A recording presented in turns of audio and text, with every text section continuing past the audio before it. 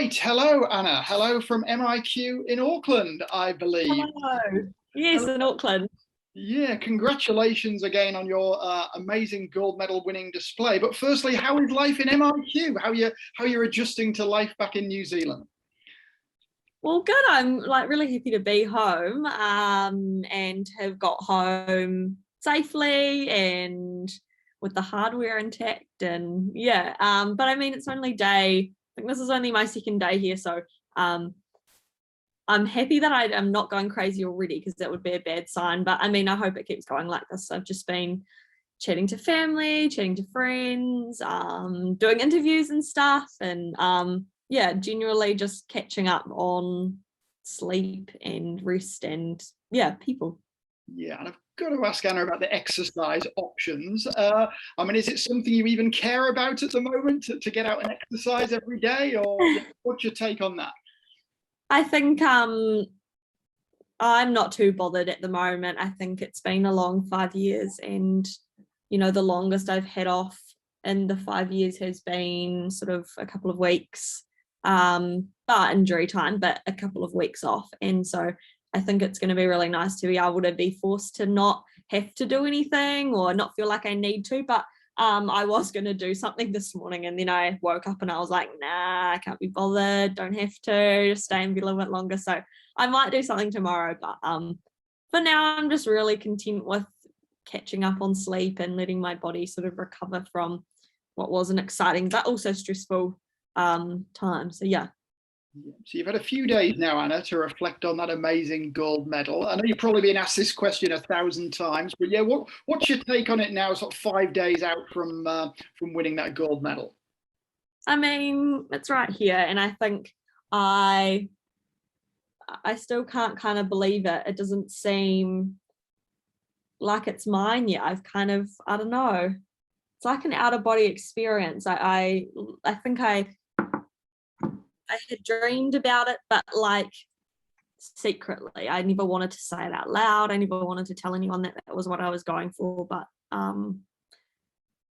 yeah, we put a lot into this campaign, and to have it turn out like this sort of makes it all feel sort of worth it, and I'd do it again, in a heartbeat. Brilliant. So I've got to take you back to the morning of your final day, Anna. And you woke up that morning and the weather was pretty abysmal, pretty dire that day. I mean, I know you'd prepared for conditions, 30, 35 degrees, etc. So what were your initial reflections when you woke up that morning and you saw it tipping down with rain? I thought, we've come all the way to Tokyo summer to train in Dunedin winter.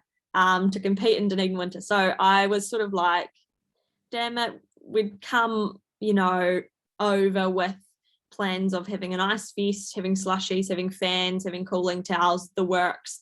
And we still took those to the track. I don't know why. It was 19 degrees or something. And I definitely wasn't needing a cooling vest, but we did it anyway. I think it had been in the plan. So we just stuck with it. But in saying that, I think I was probably the most prepared for that type of weather. I mean, we train, we don't have an indoor track, we don't have any fancy facilities that let us be inside or anything. I train, 365 days a year, basically, any weather. I think we've once cancelled training because it flooded, and that was it. I've trained in snow, hail, rain, the lot, and I hope that showed on there how resilient I'd become and how I was able to adapt to the conditions, because it was challenging. It was colder than we'd experienced, 3 days earlier. It had been 40 degrees, and, waking up and it being, 19 degrees and pouring rain was not ideal. But in saying that, nothing about my build-up has gone to plan at all, the last 5 years. And to arrive on the day and that also not go to plan was kind of just like, what are you going to do? Just roll with the punches. Yeah. And I've got to ask as well, one of the big takeaways for me watching you on the screen was how happy and relaxed you look from the moment you were introduced by the stadium announcer. But you were saying afterwards you were actually incredibly nervous. So tell me a little bit about that, how you looked so composed, but yet inwardly you were feeling so nervous. It's crazy to me how many people have said that to me, that I looked in control and calm and confident, because I didn't feel that way at all. We arrived on the bus in the morning, and I was sort of like, got on the bus and I was like, oh God, I feel terrible. I might throw up. What am I going to do? How are we going to get around this? And then even in the competition, I remember thinking, where could I throw up that no one would notice? And the answer was nowhere. So I decided against that. But yeah, I was scared. I was so nervous, and I've never felt like that before a competition either. So it was totally different for me. And I think it kind of just shows again how resilient I've become with sort of being in challenging situations. I could just sort of get on with it. And that is down to how prepared my support team has made me, and the things we've had to go through, I guess, in the last 5 years to get here. And but in saying that, those things probably made me even more nervous. There was so much had gone into this campaign. So many people had been involved at such a high level, and had given so much to us that, like, I not owed them, but I wanted to give them the performance of my life. And yeah, just being there was such a blessing, but I knew that I really wanted to win, and that was what we'd come for. And my confidence sort of dwindled and the doubts crept in, but I think I still knew deep down that I'd be able to get it together on the day. So I think it was probably a case of fake it till you make it, pretend to be confident, and that'll come across in the jump. So I'm glad I came across just relaxed and easy breezy, but inside I was going, whoa. Yeah, brilliant. Well, it started off like a dream for you. Obviously managed those nerves very well, a Paralympic record with the first jump. So presumably that must have eased the nerves to quite a big extent. Yeah, I think it sort of was a little bit of relief. I wanted to, me and Brent had the discussion about making sure I didn't foul in the first round, and to keep myself a bit calmer. And so my warm-up run-up, I was 1 foot over, and Brent said take it back a foot. And then we discussed it, and we went, no, take it back 2 feet. And I'm so glad that we did, because it just allowed me to relax and then actually really go for it the next couple rounds, which I don't know if New Zealand got to see, but my 2 fouls were pretty big. And I'm gutted that I couldn't get them to be, on the board and measured, but it also is an awesome sort of glance to where we could be in the future. And I'm excited to hopefully put bigger jumps out next time. So yeah, I think, it was a stressful competition, but we sort of made it work. And to get that first jump in, and to be a Paralympic record, I don't think I realised how close my Rio jump was to being a Paralympic record. I sort of just assumed it had been higher before, but yeah, I'm stoked to have hit that. I think that's my first sort of international sort of record thing, and yeah, it's exciting.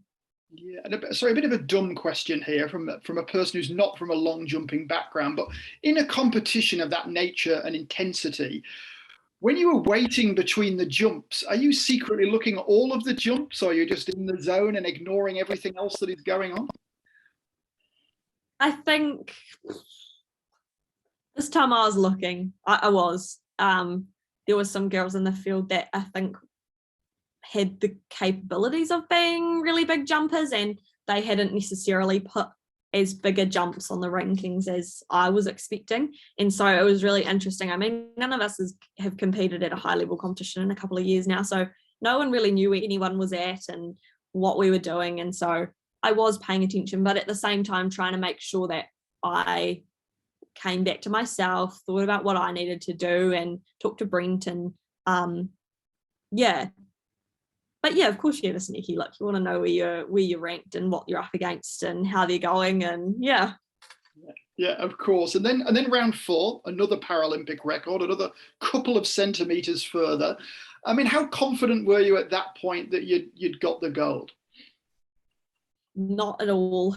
I think I held my breath the entire competition till the last round, till the girl who was in second had finished jumping. I think I know exactly how these things go. I've been the person who has come in on the last round and stolen gold, and also the person who has lost gold on the last round. And so I knew exactly how these high pressure situations works in terms of you can't count your chickens before they've hatched. And so I was completely in the zone till the last jump, and I'd already done like my pre-jump sort of pre-takeoff and warmed up for the next jump, and I was standing there ready to go, and I saw that it wasn't big enough to take gold. And I think you can probably hear, I've heard from some people that you can hear someone screaming in the background, and that's me.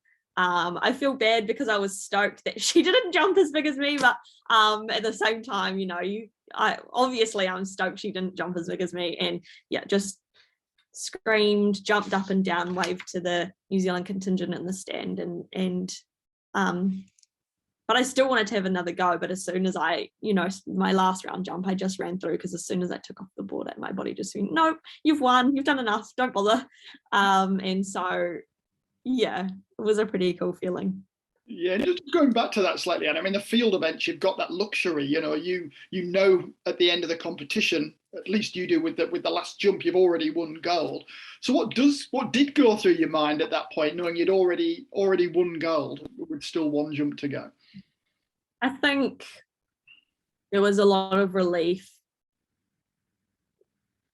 and excitement, but also like just being in shock. Like, I think I had tried not to think about the moment and what it could feel like and if I would win, and I was just trying to focus on whether or not I would put together good jumps and how I was going to do that. And then to have it happen, I was just kind of in shock. I think I was emotional after I finished jumping when I knew it was completely over. But yeah, it's such a funny feeling. I remember it now, but like very vaguely. I was sort of in a weird bubble. Yeah. And you've spoken before of Rio and almost feeling like you never deserved to be champion then, but it must be a very different feeling this time around, is it, after your success in Tokyo? Yeah, I think Rio was an amazing experience, and it set me on this path, and without it I don't think we would be here winning again.